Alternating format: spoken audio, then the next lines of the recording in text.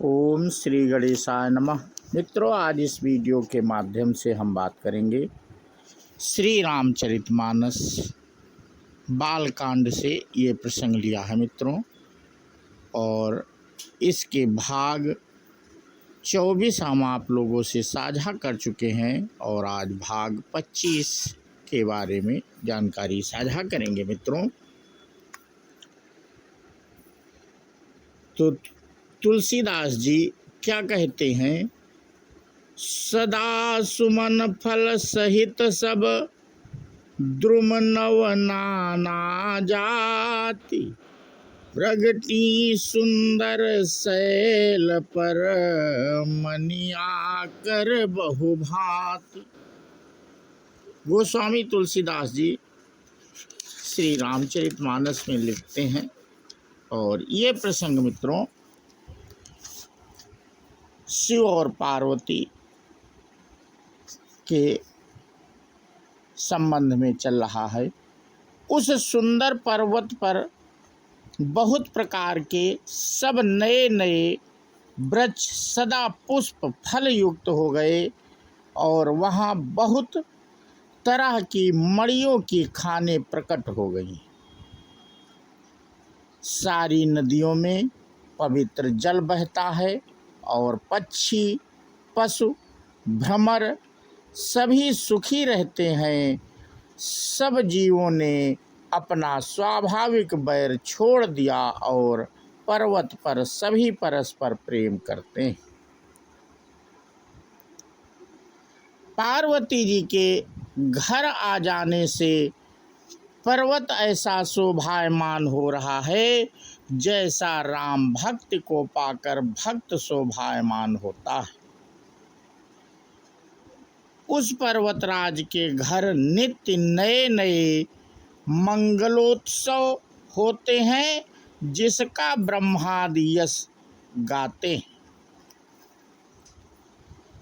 जब नारद जी ने ये सब समाचार सुने तो वे कौतुक ही से हिमांचल के घर पधारे।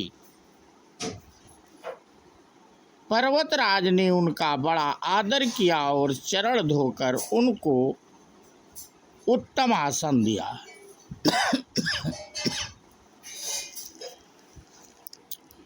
फिर अपनी स्त्री सहित मुनि के चरणों में सिर नवाया और उनके चरणों तक को सारे घर में छिड़कवाया।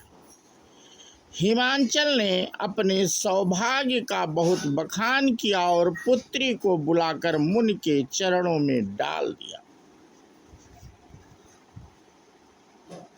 त्रिकालज्ञ सर्वज्ञ तुम, गति सर्वत्र तुम्हारी, कहो सुता के दोष गुण, मुनि बर हृदय विचारी। और कहा, हे मुनिवर, आप त्रिकालज्ञ और सर्वज्ञ हैं। आपकी सर्वत्र पहुँच है, अतः आप हृदय में विचार कर कन्या के दोष गुण कहिए। नारद मुनि ने हंसकर रहस्य युक्त कोमल वाणी से कहा, तुम्हारी कन्या सब गुणों की खान है। यह स्वभाव से ही सुंदर, सुशील और समझदार है। उमा, अंबिका और भवानी इसके नाम हैं। कन्या सब सुलक्षणों से संपन्न है। यह अपने पति को सदा प्यारी होगी। इसका सुहाग सदा अचल रहेगा और इससे इसके माता पिता यश पावेंगे। यह सारे जगत में पूज्य होगी और इसकी सेवा करने से कुछ भी दुर्लभ ना होगा। संसार में स्त्रियां इसका नाम स्मरण करके पतिव्रत रूपी तलवार की धार पर चढ़ जाएंगी। हे पर्वतराज, तुम्हारी कन्या सुलक्षणी है। अब इसमें जो 2-4 अवगुण हैं उन्हें सुन भी लो। गुणहीन, मानहीन, माता पिता विहीन, उदासीन, संशयहीन, लापरवाह। जोगी जटिल अकाम मन, नगन अमंगल वेश। अस स्वामी यही कहाँ मिलहीं, परिहस्त असिरेक। योगी जटाधारी, निष्काम हृदय, नंगा और अमंगल वेश वाला ऐसा पति इसको मिलेगा। इसके हाथ में ऐसी ही रेखा पड़ी है।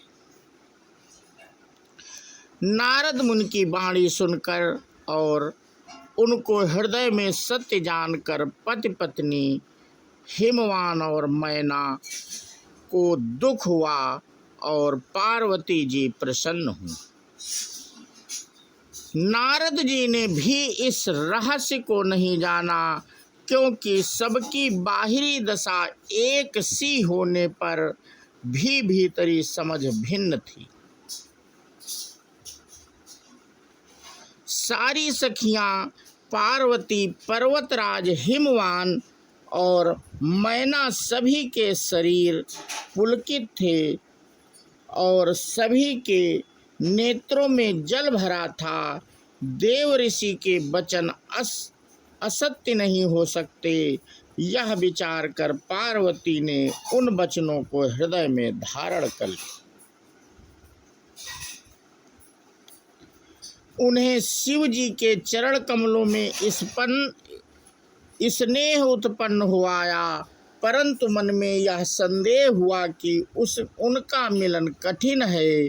अवसर ठीक न जानकर उमा ने अपने प्रेम को छिपा लिया और फिर वे सखी की गोद में जाकर बैठ गई। देव ऋषि वाणी झूठी ना होगी, यह विचार कर हिमवान, मैना और सारी चतुर सखियां चिंता करने लगीं। फिर हृदय में धीरज धरकर पर्वतराज ने कहा, हे नाथ, कहिए अब क्या उपाय किया जाए।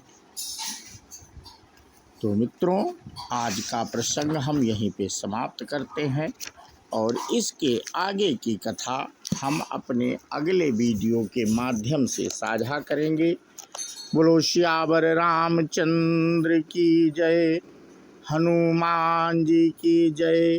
जय हिंद, जय भारत, वंदे मातरम।